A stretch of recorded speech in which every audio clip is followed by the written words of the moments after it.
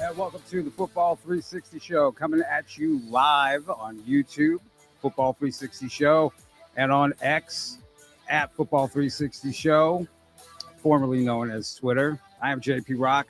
He is Matt Bierman. If you want to find out more, find past episodes, besides going to YouTube, you can also go to football360show.com as well. Matt, how you doing today? Doing well. Hey, they can also go on Apple or Spotify. We're on all of them now, and oh, look at that. We're official. If you're an audio only, you're an audiophile, which is not a bad word for those of you who don't know. You can just check it out on Apple or Spotify. So do you do that a lot? Do you listen a lot to podcasts in the vehicle? I'm but I'm more of a YouTube. In your limousine? Yeah. I'm more of a YouTube. I like to.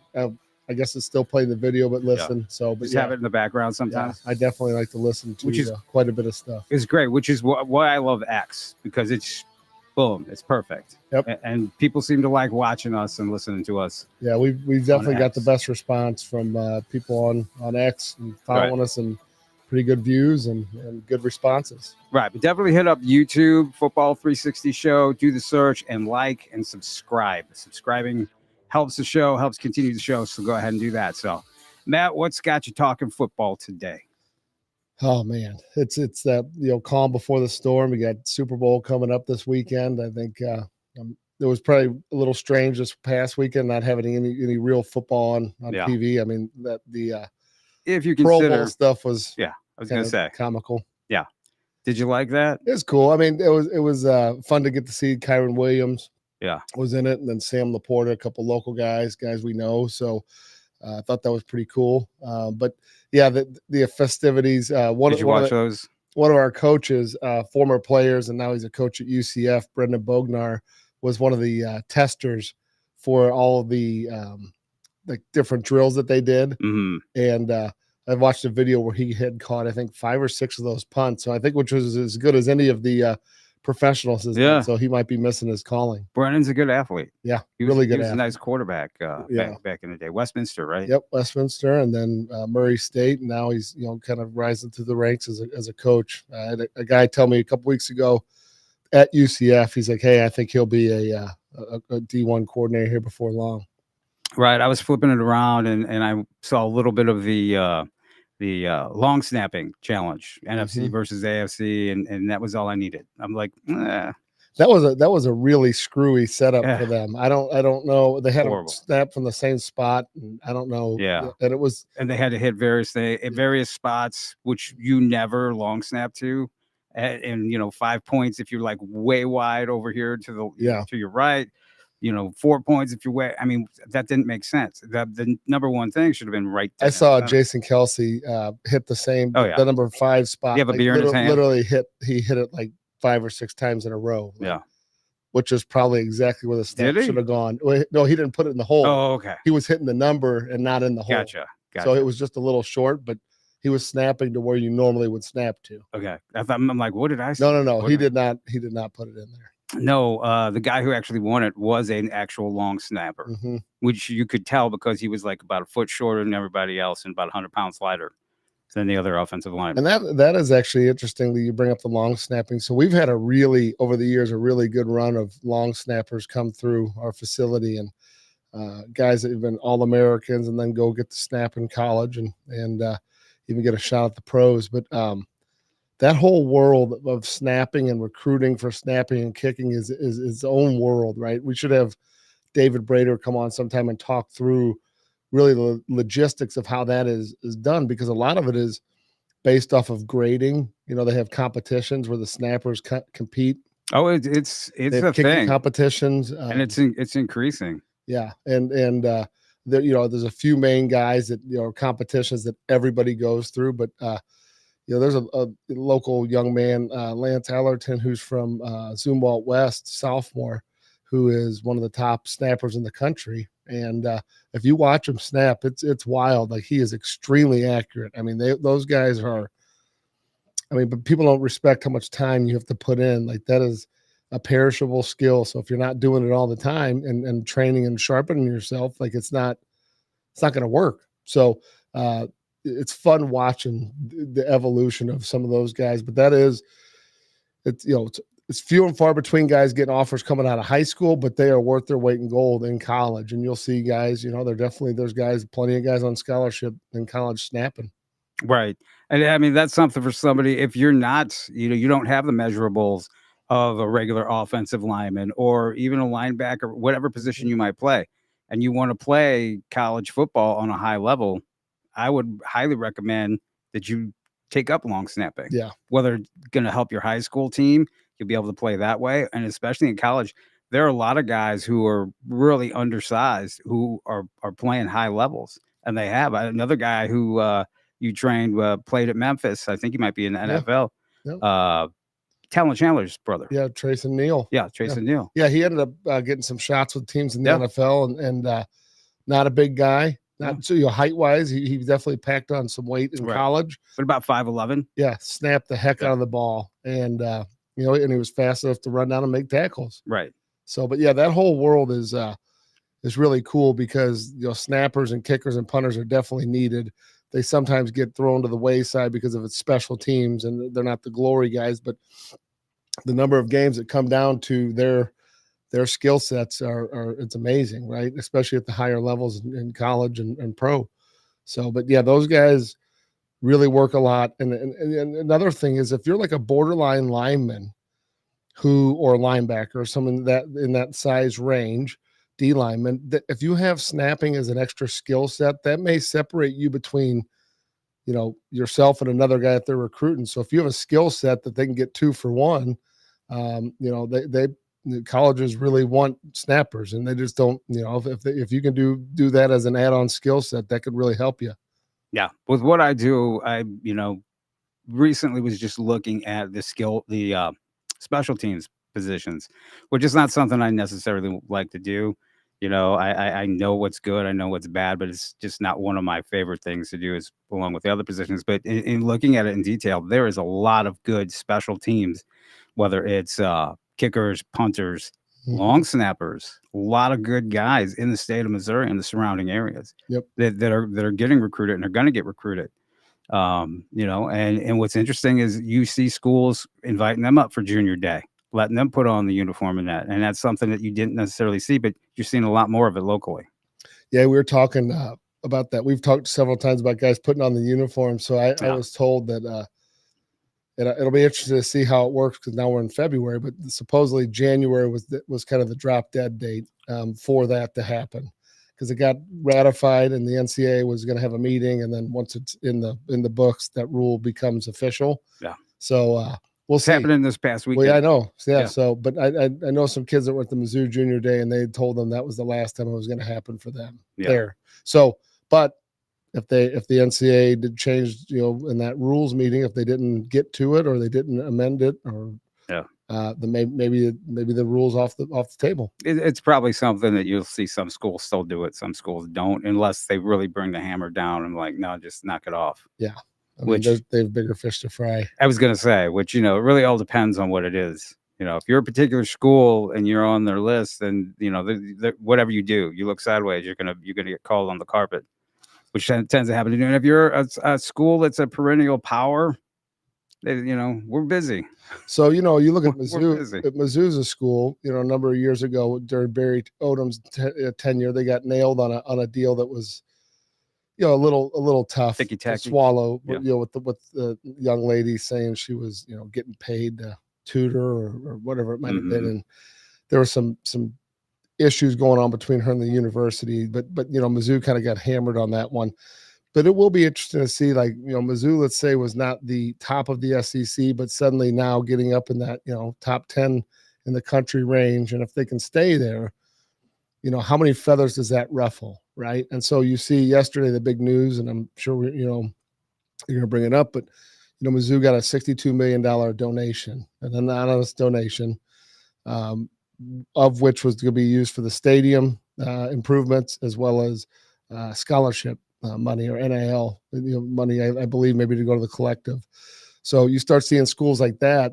That's a big chunk of change going in their pocket, and they can use that war chest to get new players and improve their facilities, which gets more players. And It's pro football. yeah, so these guys, which is funny, we were talking about it being pro football, and I guess there's a lot of purists, that are NFL fans and people that did not like that in the comments in some of our videos were really upset that we said it was professional football. But last time I checked, if you're being paid to do something, That's the you're definition. professional. Yeah, that's the definition. So is it NFL football? No, but it's also a much larger league. Why would it produces more revenue? Why would an NFL purists be upset that college guys are getting paid and they're calling it pro football? They like that distinction. Yeah, I think they think name only. Yeah, I think it's just because that's the highest level of the game. Which, who really cares? I mean, at the end of the day, silly. Yeah, I mean, there's guys playing in the Super Bowl this weekend. There's college kids making more than those guys playing in the game. Yeah.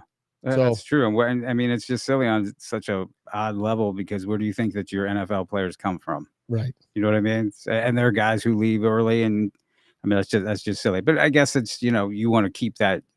You don't want to move forward with right. life. Times have changed. Times do change. So you want to have that distinction. But I mean, it's going to be all pro football. And then, I see people trying to get it to trickle down into the high school level, even, which is just like blows my mind, because there's people out there, people want to get in somebody's ear. Hey, I want to help you.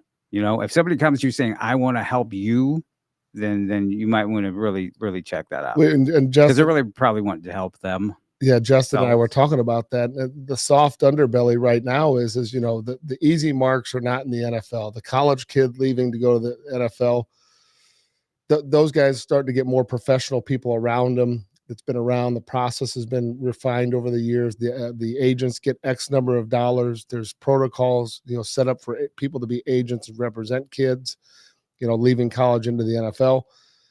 That does not exist right now underneath at the high school going into college. And I think, that is a soft underbelly where there's going to be a lot of people taken advantage of because they just don't understand how it works. They're enticed by the money. They believe that they are special. And so that hey, someone's going to give me this money to do this.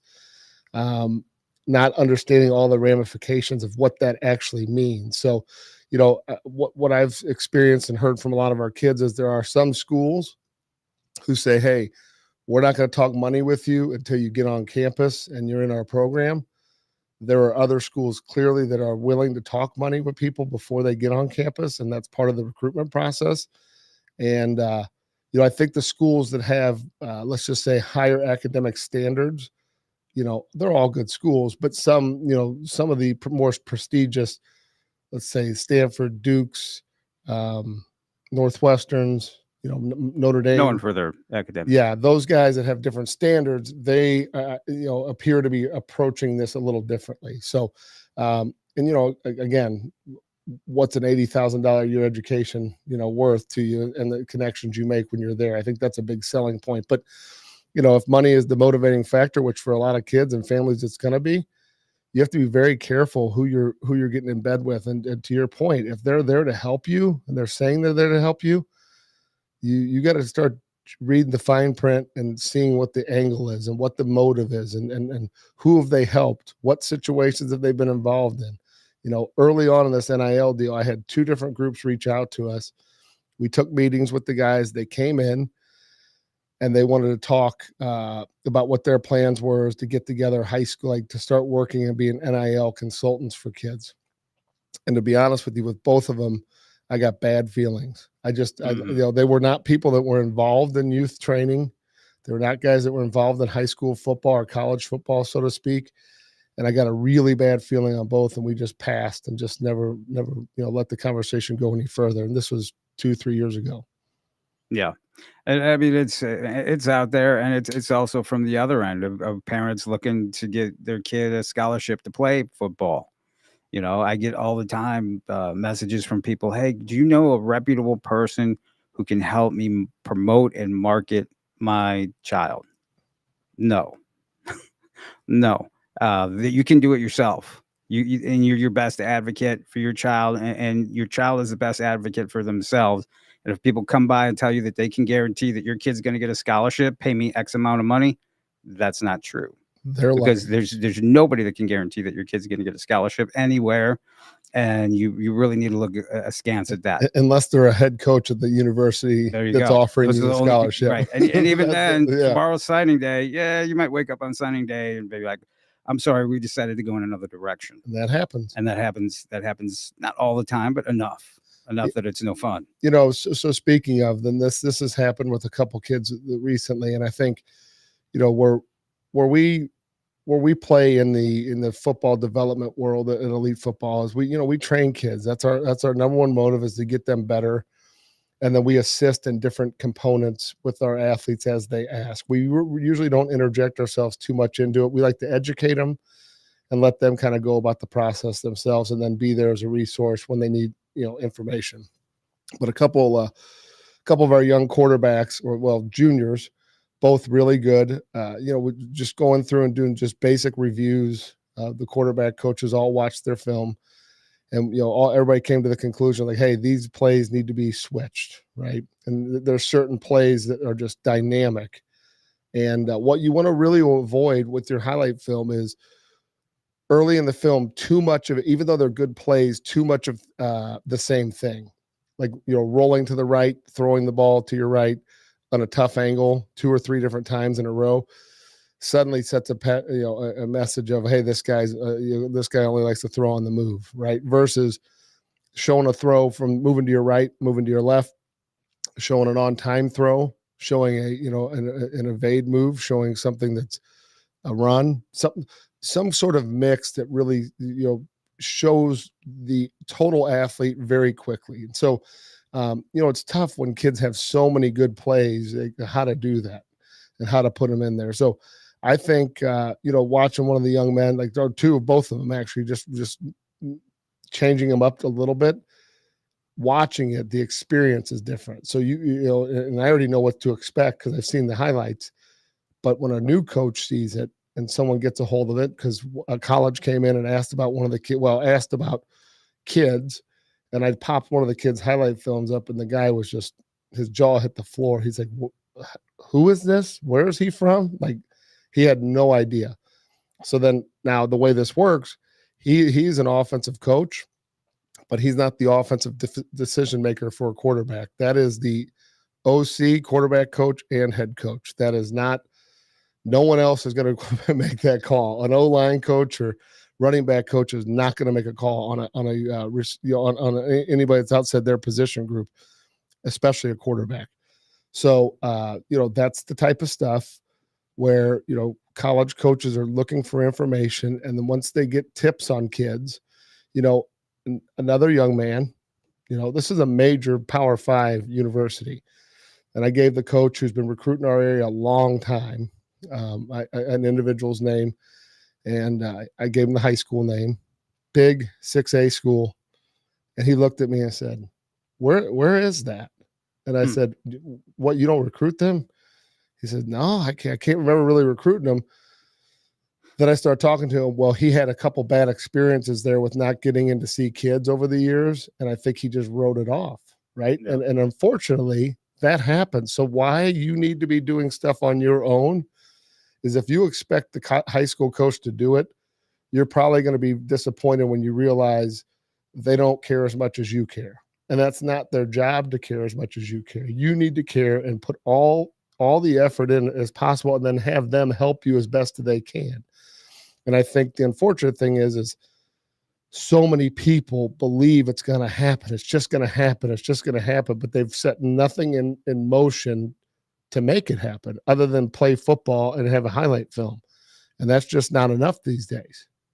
Right. No, you definitely need to do the extras. And, if you have a coach who is interested in recruiting and helping you with recruiting, I love to see those guys. I love it when the high school coaches will reach out to me and be like, hey, I got this guy, or just will send me their entire list of guys and all the pertinent information that goes along with it. If you're a kid who has a coach like that, then you're really lucky. If not, you do have to go the extra mile and do the work yourself along with your parents. Yeah. Parents have to be involved. Kids are new to it. They don't necessarily know how to communicate the best way with coaches, right? And you can show your kind of show your butt a little bit if you don't know what you're doing and how you communicate. You're not talking to your friends. You're talking to an adult who has say in your future as far as it goes with that school and program. You need to be able to, eloquently get your point across about what you can do to offer to that university. If you are a outlier and they're coming after you, sometimes they let things slide. I can promise you this, though, if you're someone that just fits the mold of what they're looking for, they're not looking for any problems. And if you show any kind of red flags in your communication skills, they're going to go to the guy that's communicating much better with them. And it's just odd. It's an odd dynamic because, like you said, it's an adult and a high schooler, Yeah. a teenager and an adult. And the adult has all of the advantage over the high school kid because of their world experience. And, you're a coach, you're used to talking to everybody and thousands of people over the course of a year and all that. Somebody that I want to bring up who is, because something else is, if you're not in one of the schools that's on the beaten path, that's used to getting recruited, there's a reason why you're seeing a lot of kids get recruited out of a CBC or a DeSmet or a Lee Summit North, right? Yep. It's easy, fish in a barrel, yep. Right? You go there, they got a lot of those guys. If you're a guy at a 4A school, right, in Jefferson County or whatever counties are down there, a kid that comes to mind is Preston Brown, right? Heck of a quarterback, 2025 quarterback, 6'2", 200 at least, might be a little bit more than that now. Yeah. Right? Dual threat, ran for over 800 yards, threw for 2,200 yards, 30 plus, 32 touchdowns, 16 on the ground. Yeah. Right? So he's that guy, right? One of the fastest quarterbacks. He's right there.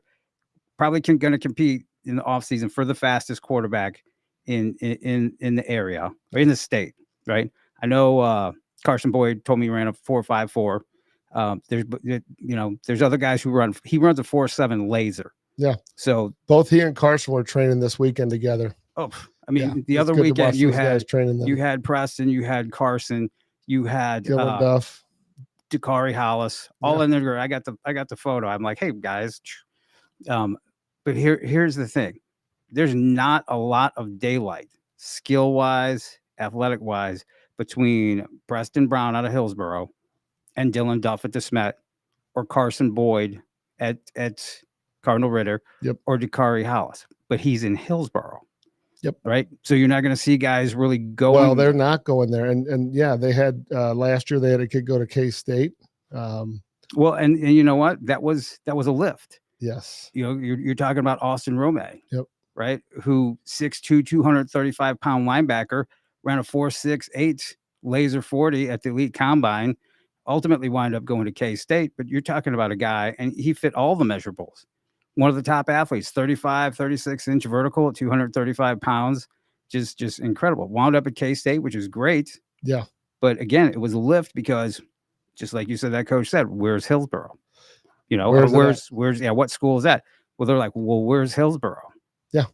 And the tough thing is they have some really good athletes. Oh. And so, but a coach, when he comes in town, has schools and they have someone that's kind of mapped out a plan for them of where to go based on who they're recruiting. And then they're also on fact-finding missions, but they're not doing a lot of kicking of tires of extra school. They're not cold calling schools to see what they got. Right. So where you can make advantage to yourself is getting your information out to the schools and letting the schools understand, who you are and what you're about. And if you fit their parameters, there's a good chance they may show up to see you. Yeah. And then what do they want to see? They want to see your height. They want to see what your weight is, kind of like what you look like in the weight room. So it's really important. How do you move? How do you run? Yeah. I mean, if they can see you play another sport, they'd love to see that. So, and there's different phases of recruiting. There's kicking the tires, kind of seeing who you are. There's also the phase of there's info gathering. Yeah, info gathering starts from there. And then there's the wooing, like, hey, we're actually recruiting you. We're just here to say hi and stay present. Yeah. So because the power dynamic can flip really quick, right? They're there to watch you throw, but really they're just to talk to you and get in your head. And that's why I say you need to do the work yourself. You need to do the research. You need to put yourself out there and do a lot of the work yourself, because they're not going to come for you. Because their kids get it all the time. They're like, hey, they'll reach out. Hey, I'm not getting any junior day invites. I'm not getting invited to this camp or that. Well, they don't know about you.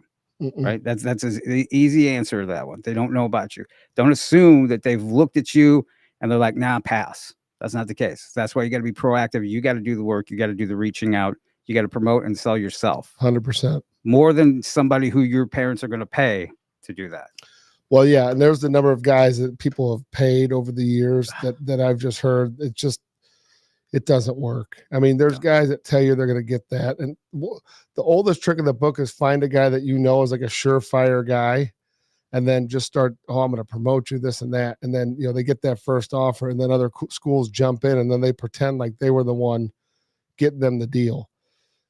That's not how it usually works. So, I mean, sending your film out, getting verified times at combines, verified times, height and weight, so you can show them where you're at, putting some workouts online, showing what you're doing in the off season, obviously having your updated highlight film. Those are all things you should be doing weekly, and sending out messages, direct messages, sending out emails, communicating with your high school coach to see who's coming in, see what kind of activity. I will tell you, sometimes there's a rub between where you think you should play and where your high school coach thinks you should play. You should have an honest conversation with what they are telling schools, so you're not going to be, bouncing your head against the wall. That doesn't mean because they think you're a D2 guy that you are a D2 guy. Maybe you're someone that's on the rise and they just haven't acknowledged it yet or seen it, or maybe schools might place different values. So, my viewpoint is never to tell someone like, hey, this is a guy that's a D1, a D2, a D3. Yes, you can kind of see some of that, but especially with size and speed, right? But yeah, like I'm not in the world of like, hey, telling people they can or can't do something, because they're usually with us, they're in the process of working through it, and it does become pretty obvious. I mean, I see so many kids, and we'll have them come in, and I can spot them from a mile away, and the parent, that they're hoppers. So we'll see them come into our facility, right? And then next thing you know, you see them online with a guy that trains out of the back of the trunk of his car. And then you'll see them at this place or that place, and they're everywhere, but they have not cemented themselves to any one process, right? It's a little tough to watch somebody be chaotic in how they train and how they think they're going to be exposed. They think it's a shotgun approach of going everywhere. Well, I can tell you, 9 times out of 10, I watched those kids just silently from a view, and then watch. And I saw a couple of them get ready to commit. There's some kids in the senior class that, when they were younger, they were pretty good about training, pretty diligent. Next thing you know, they're with this guy and they're that guy, and they're on this 7-on-7 team, but this team wasn't good enough for them. And then they're signing with a much lower school than what they thought they were going to do, and they're probably not getting any money to go there, right? Or minimal money. And it's there is something to be said about being consistent and sticking to the plan and training and developing and trusting the process. I don't promise anybody anything that comes through our doors other than they're going to get better at their position, right? But I also know, or they're going to get faster or stronger if they're doing the performance training. But if you think you're going to take a shotgun approach to run all over town and train with any and everybody and go to every All-American camp and all these different things that quite honestly don't make a bunch of difference in your recruitment and your development, don't be shocked when you don't get the results you want. Our results speak for themselves. Those quarterbacks you just mentioned, every one of those kids will play Division I football as a quarterback. It's not easy to have that many kids playing quarterback, but all those kids have trained for quite some time, and they're comfortable coming in and being developed, and they don't push back. They train. They want to get better. They want to be more accurate. There's little things like that separate them.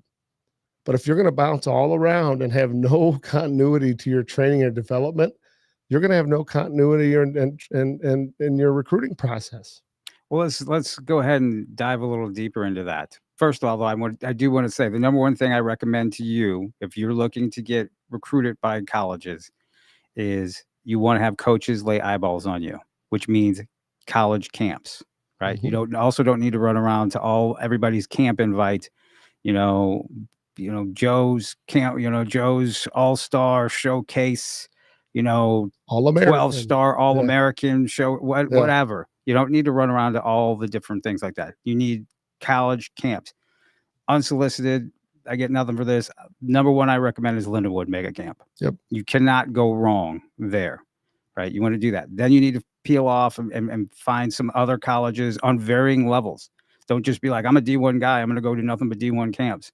Go to FBS, go to the Mega Camp, go to FCS schools, go to the lower schools. And William Jewell over in Kansas City has a great one over there. Varying camps like that. But that's the number one thing. So let's dig a little deeper into the whole, since we're talking about the quarterbacks. There are currently 5 quarterbacks who have D1 offers in the 2025 class. Carson Boyd committed to Illinois. You talk about Carson Boyd. Oh, he's a stud. He's a guy because you know him. He's a guy that started training at 5 years old, and came in, cute little guy, but always had the ability to throw the ball. He's a guy that just progressed over the years, has gotten better and better and better and better.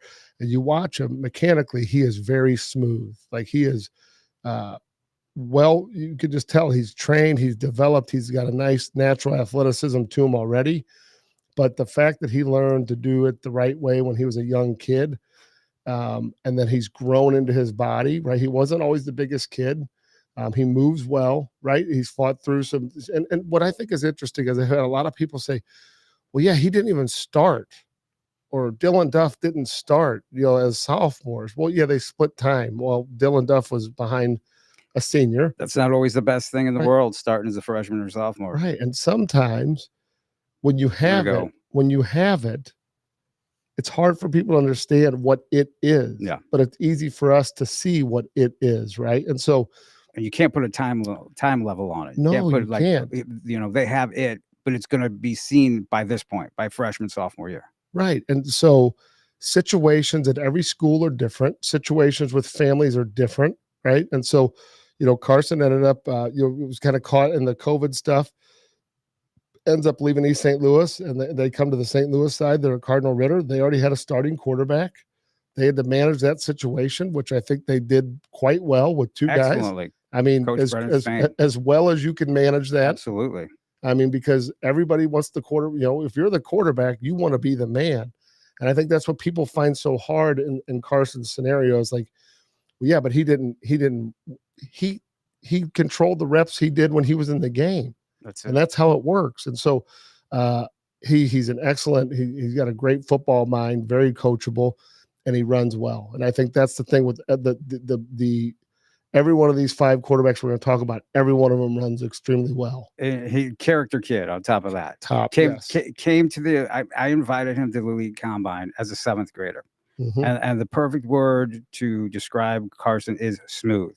Yep. There are certain quarterbacks that have that, the it factor.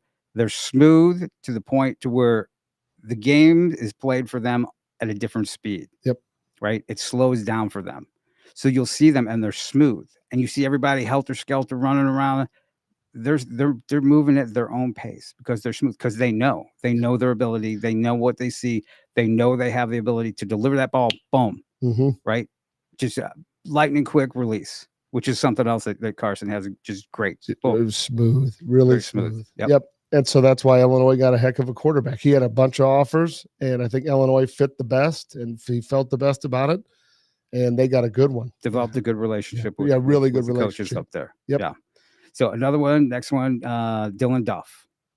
He's a just kind of also give the background, because like you said, you trained. Yeah, so he's Carson since 5th grade. Yeah, no, five years old. 5 years old. My bad. Little bitty. Little. Yep. Dylan was. Did he play flag football? He did not. He just always came in and trained. Like, we have videos of him at 5 years old running around. He got a little headband on, and yeah, just cute as can be, but very consistent over that time. Oh, even as a 7th grader coming in, competing with all the high school guys at the combine.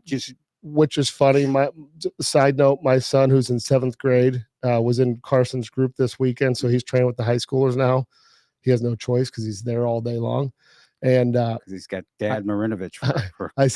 I told Carson, I said, Carson, they were outside doing kind of some drill outside because the weather was nicer. Weather. And I said, hey, if he does whatever I asked him not to do, Shadow him. I said, smack him. You Yeah. can go ahead and smack him. And he started laughing. I said, no, I'm not kidding. Go ahead. You smack him right in the back and just tell him, stop watching the ball. You tell all us to smack him. Right. It's a village, right?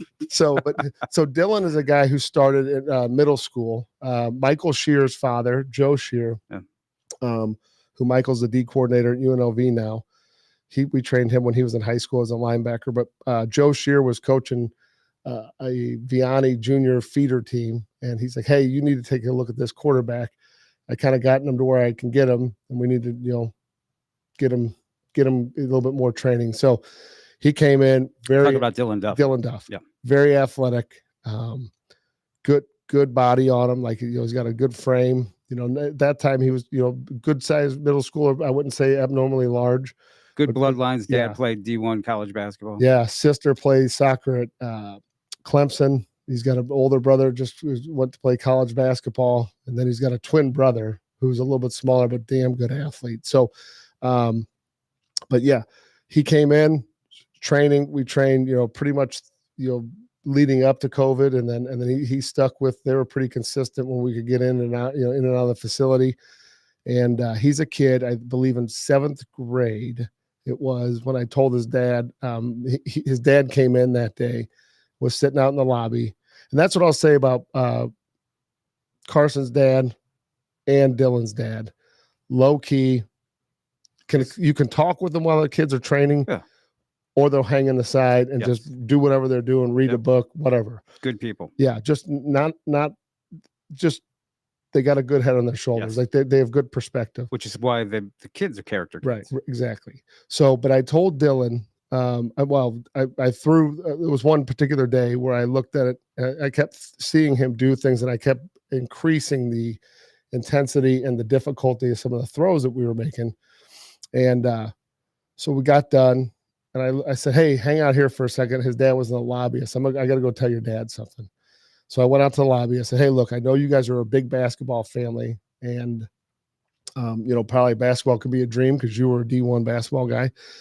I said, but I don't tell many people this when their kids are in middle school, because it's a bad habit to have, but I said, if he really wants to get into football, and take this real serious, he could be a Division I quarterback.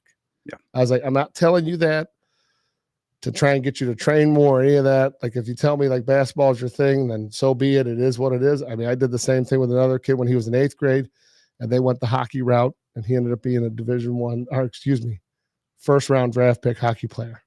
Could have played Division I football, but he plays for the Boston Bruins, Trent Frederick. Nothing wrong with that. So, but anyway, long story short, I told his dad that, and he said, oh, okay. Kind of took it in stride. And then, as time progressed, he starts to get his stuff, going, and he's playing. He had a good freshman year.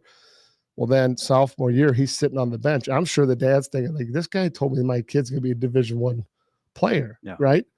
But he's sitting behind Christian Cotton, who's got good experience, who's a good player and was a good leader of the team, and just a good person in general. And hard not to start his senior year, right? Or hard to even mess with the playing time. So Dylan really did not get a lot that year. Of course, any quarterbacks will be frustrated with that. But he came into the camp season at Lindenwood. He trained his butt off leading up, lifting weights, running, and then as well as throwing. He gets to the Lindenwood camp. He comes on the field. He doesn't have an offer. He has no, other than what he did at the spring combine and some 7-on-7 stuff. That's all he had. He comes off the field, has a couple offers. Yeah, he goes on the field. He throws. He's got presence. He's throwing the ball all over the field. He's got an air about him. And guess what? Bam. Kent State, Miami of Ohio. Next thing you know, those guys those are great offers, right? And they offered him. And next thing you know, he has a great season. Now he's leveling up. He's getting Power 5 guys that are coming in, sniffing around, and he's got Mizzou and Kansas State, and he was just at Kansas State. UCF. Weekend, yeah. So those guys, both are real similar to each other in the sense that they know what they're doing. Like they're well trained, but they both have high ceilings. Like they're nowhere near capping out. And I think guys that start as true freshmen in high school or freshmen in high school, sometimes get a little lackadaisical. Those guys both had a story that kept them really hungry. Yeah. and I think that's going to benefit him. And just because you are a guy and you are a prospect, right? I Yep. always, I always like to say stuff like online on my social media, on my Mhm. my Twitter, on the rise, right? Even though I might know that they're a big time talent, I don't necessarily drop that Right. because it's got to progress. Everything's got to progress. They got to be on a certain trajectory, right? And to be perfectly frank, Dylan, while I did tell him, I'm like, you need to, because he's playing both basketball Yeah. and football. I'm like, you need to quit messing with basketball. You're a football player. You want to play D1 football? You need to drop the pass. Now he still plays basketball. I'm pretty sure. Yeah, but not to the level he No. was. No. And I actually had a Listen. basketball. One of his basketball coaches pulled me aside. He's like, "Hey, he's damn good at basketball." He's like, how good do you think he could be at football? And I told him, he's like, so it's tough when you got to make that decision. It is tough. Next guy hard. we're going to talk about is still playing basketball at a high level, and I'm like, man, focus on football. But no, Dylan Duff. Everything happens at the right time. Don't try to rush it. Dylan wasn't ready to take over for Chris Cotton. Yep. So it all worked, and it all worked out. It worked out, and that's why another thing. Don't be in a panic. I get a lot of guys they're in a panic. I'm not hearing from any schools. I don't have an offer. There are guys. There's a guy who's a 2027 guy who just recently picked up an offer. Right? Guess what? And it was a SEC, P5 offer as a freshman. Didn't play varsity really. There are guys who are better than him that are going to get more and higher offers. Right? So just relax. Be patient. Be patient. Look at Dylan Duff. Look at Carson Boyd. Great story. Look at Talon Chandler. Stories like that. But yeah, that's another good one. So the next one, Brady Davidson. He's a big, long guy. Very long. 6'5"? Legit 6'5". And he's a guy, again, I think he's got a super high ceiling. He emerged this year as a junior, kind of the similar deal. His cousin was the starter ahead of him, who ended up going to Harvard. And, I think he got hurt. There was a battle, for the position. And he's another big, tall kid too, Sam Kaiser. Sam 6'6", Brady's 6'5". So Cousins, I do believe. Yeah, Cousins, right. And Brady is a guy who, just a really good looking athlete. He plays basketball. He does all that, but I think football is now, getting much more focused on his radar and he's developing that. Came in for the boom. Yeah. He was at practice, I think the last weekend, weekend before last. And, because guy was coming to elite. He's fighting to get, all of his basketball in. Yes. As well as, trying to do his 7-on-7 and training and all that. Therein lies the thing where I try to tell guys, if you have a definite sport, Well, it's hard too because the coaches will say, yeah, we're going to work with you until, it starts to impede too much of what their team is. And you can understand the coach's angle on that. Absolutely. But, you got to respect that at the end of the day, you're probably going to play one sport in college.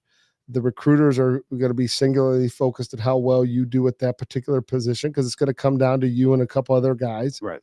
But yeah, Brady is a guy who can flat out rip the ball. His arm talent is extremely good. He's different than Dylan and Carson in the sense that he's bigger.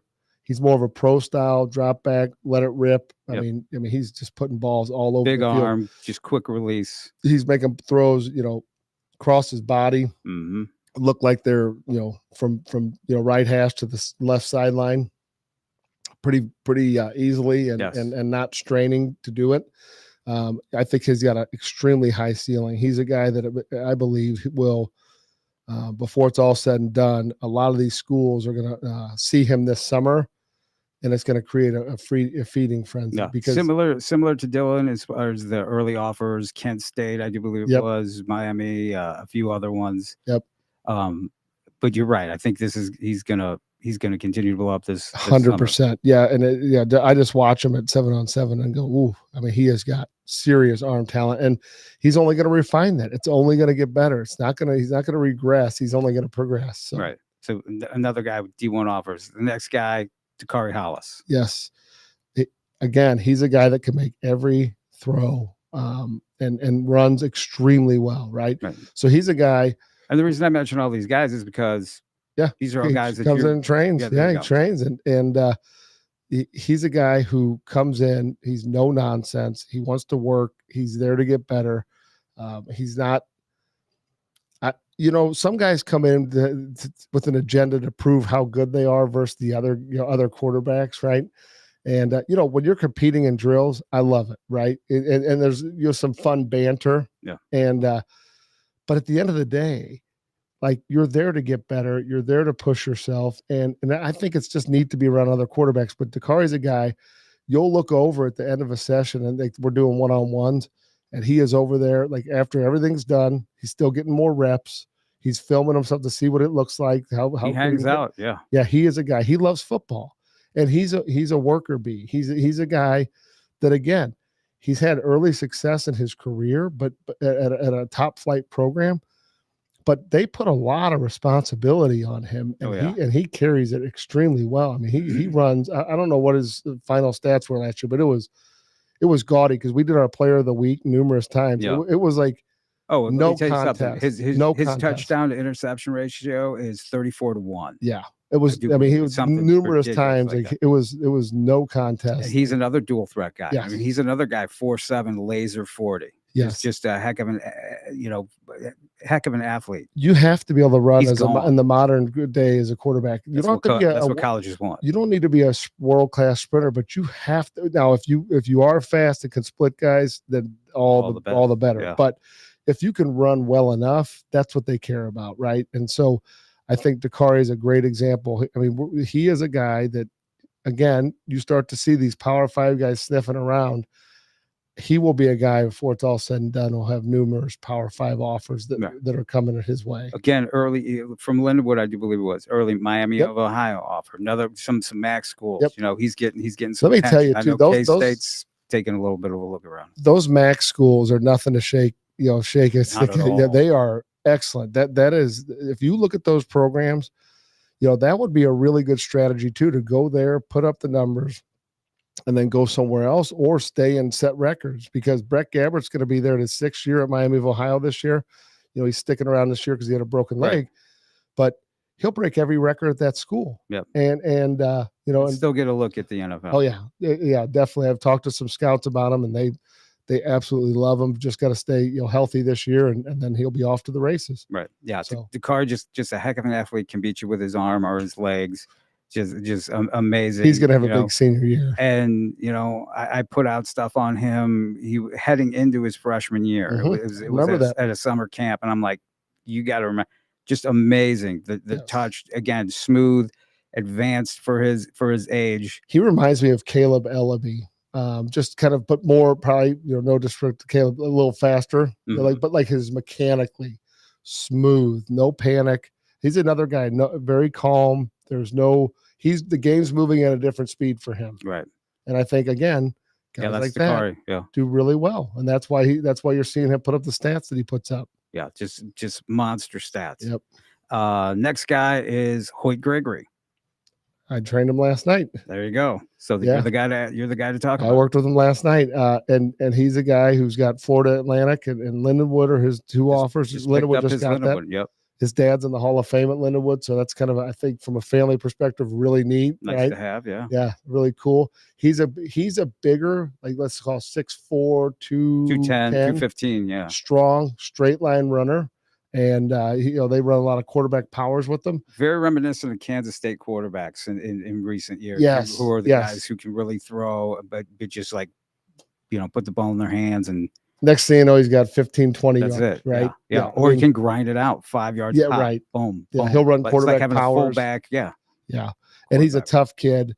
It's a younger program, so he's had to really grow with that program, because when he came in, I think that was the first real class. First class, yeah. So now, that's a different experience than going into a school that's 50 years of existence, and it's got classes of kids coming in and kids of parents who went to that school, but like now this is a new environment at North Point, and he's done extremely well in that environment, and he's growing. I had him last night. Speaking of competition, he was in throwing with Grant Gibson, who's a current senior going to Missouri Baptist, and they were competing just towards the end of the session, throwing into one of our big nets that's more like a throw like a deep ball with touch, and they were competing, and it's always so much fun to watch those guys compete. There's friendly banter, but going against another guy, iron does sharpen iron. And so Hoyt's a guy, he is extremely knowledgeable because he's a coach's son,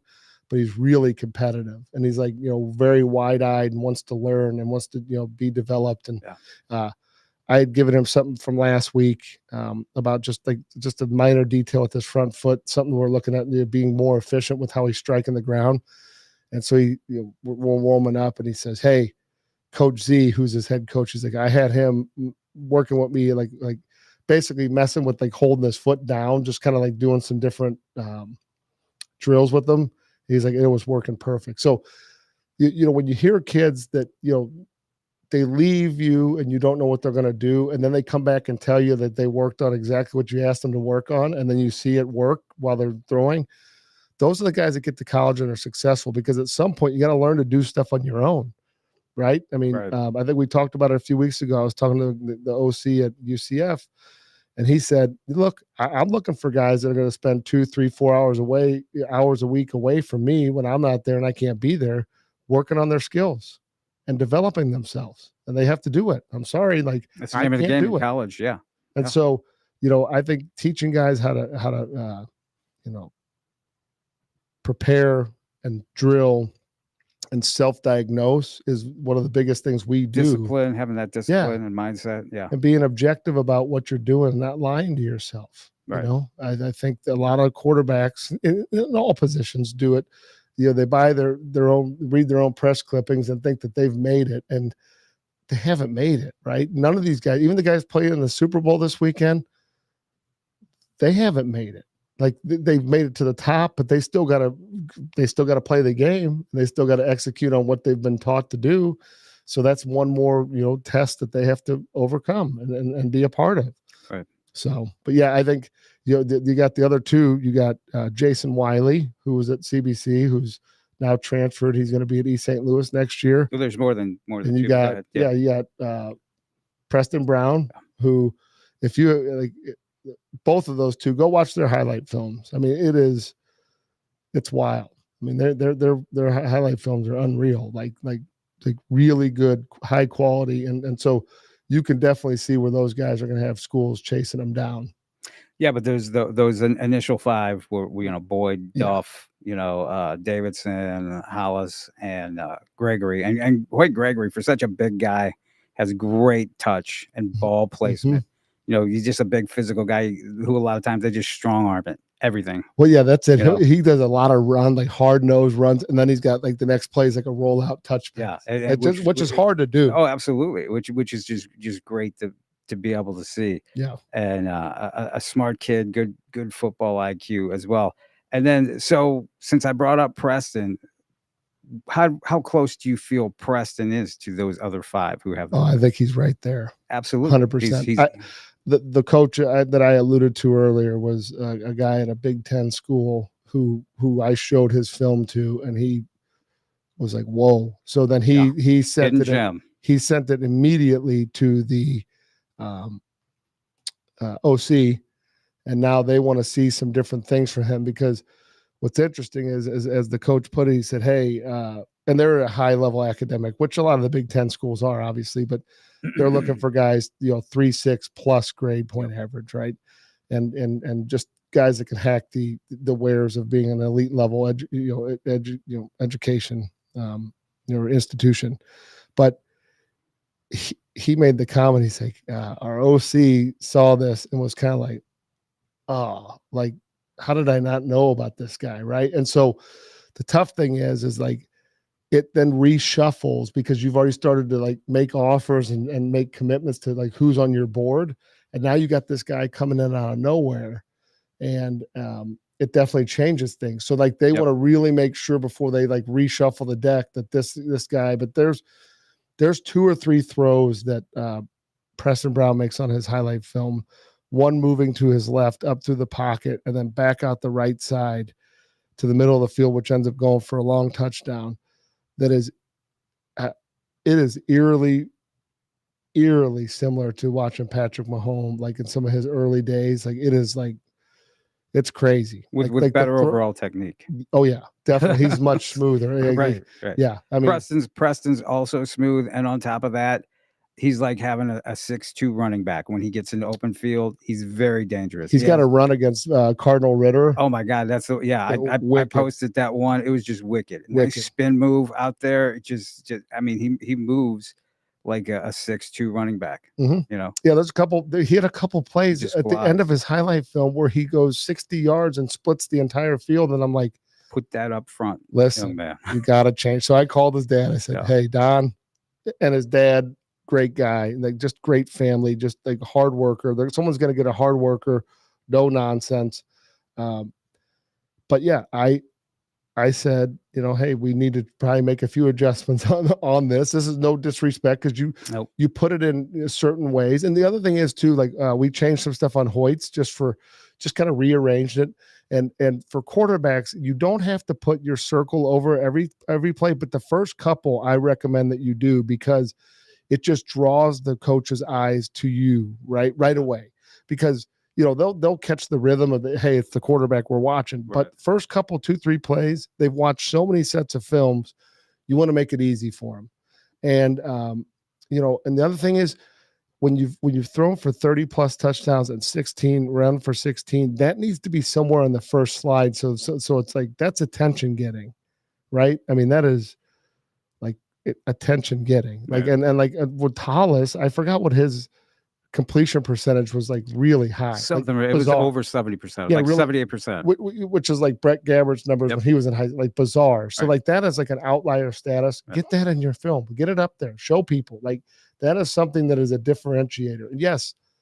If you're throwing 34 to 38 touchdowns versus one interception, your accuracy is pretty good. Put that up there. Yeah. Right. And so, I mean, you're bound to throw one or two just bouncing off a guy's hands or a guy running the wrong route. Tip drill, right. Yeah. Like, or what game, whatever it might be. So the fact that you did that is really something to be proud of. And you need to show that to everybody. Right. Jason Wiley going to East St. Louis is going to be interesting. Because they already had one of the best, if not the best, freshman quarterback in the area, and a young man named Reese Shanklin, who got some quality time last year, filling up for Pops. And man, that kid can just really sling it. He's been coming in and trading. Is that right? And so you know what I'm talking about. Very athletic, very smooth, very advanced for his age, understanding passing concepts. Yes, which is great to see. And they also added Kendrick Lyons from Granite City. So you have Kendrick, who threw for over 2,000 yards at Granite, along with Jason and then Reese. So that's going to be something fun. If you're a fan of quarterbacks, you want to see how that. I mean, there's only one. I mean, managing 2 quarterbacks, managing 3 quarterbacks. That's going to be. Over the years, like. We train kids, right? That's our objective. We stay out of the quarterback battles, all that stuff, just because it doesn't benefit us at all. The teams are going to make that decision. We're not the decision makers when it comes to that. But yeah, sitting back and watching it, we've seen more 2 quarterback deals going on, in the last number of years. And it is what it is, right? But as a parent of a quarterback or a quarterback coach, like, that's tough to watch when you got guys splitting. It's just tough, right? Like we said that Cardinal Ritter did a really good job with it. Yeah, it's tough for fans too. It's tough for fans. It's tough at any level.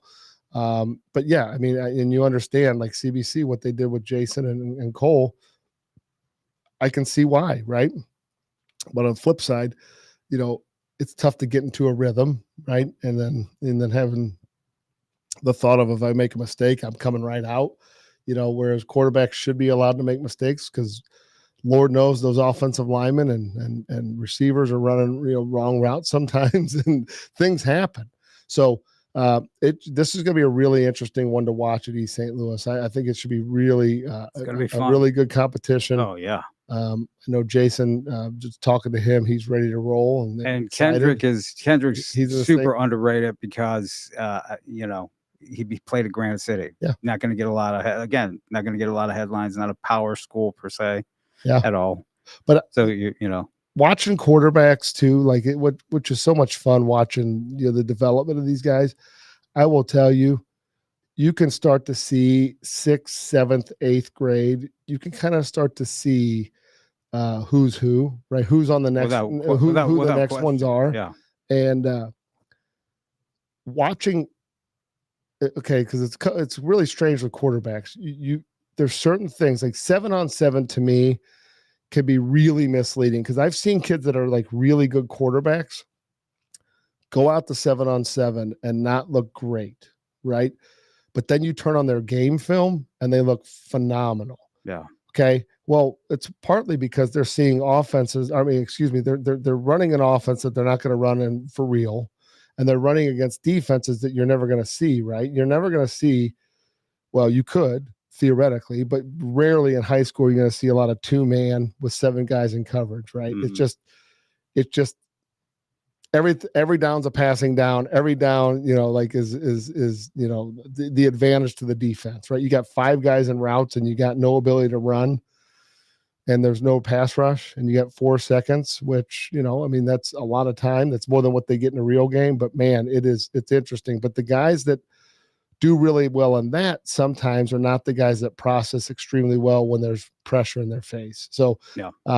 But so it is fun to see those middle school guys. We got our class of 2029. It would be, when you watch them on Sundays, they're very similar to what this group of seniors looks like, or just rising seniors are going to be. So 2024. 2024. Oh, we can go over that at a later time. We're running out of time. We go over that at a later time. Somebody online talked about they didn't know were all these Missouri kids getting recruited because of Mizzou's success, which makes absolutely no sense whatsoever, or is it because of the talent? And it's the talent. It's 100% the talent. And somebody like me, they can identify that, and did three or 4 years ago. We got to run. Yeah. Real quick though, I wanted to mention, speaking of quarterbacks, Sam Boydston was recently in a bad car accident, in the hospital. He was in the ICU for a while. I don't have the latest update physically on him. He's just getting released. So, but I did want to give some information, and as somebody who recently had a young one in the hospital, I can tell you they come in while your loved one, child, is there in the hospital bed, and they're looking for payment right away, even if you have good insurance. How many thousands of dollars can you give me today? So Sam, really bad accident, long hospital stay, a lot of bills racked up, a lot of stuff going on. I think it could end his career. Yeah, and parents shouldn't have to deal with that. So there's been a fundraiser set up for Sam. It is givebutter.com, QB16 Sam Strong, givebutter.com, QB16 Sam Strong. Go donate whatever you can. It looks like over $5,000 has been raised, 54% of a $10,000 goal. So if at all possible, you have anything to spare on that one, go ahead and help the Boydston family out. Yeah, it's a tough one. I mean, there's just so many different levels to it, and you feel for him. And he's a kid that was working his butt off, and just tough to see. Was right there mentioned with all those other guys. Yep. Too. Oh, also want to mention Tillman Martin, another quarterback out of Liberty North, is a guy to watch for. So that was fun. I went by fastest hour of football talk. We get after it. For Matt Bierman, I am JP Rock. We will talk to you next week. Stay safe. Have a good one.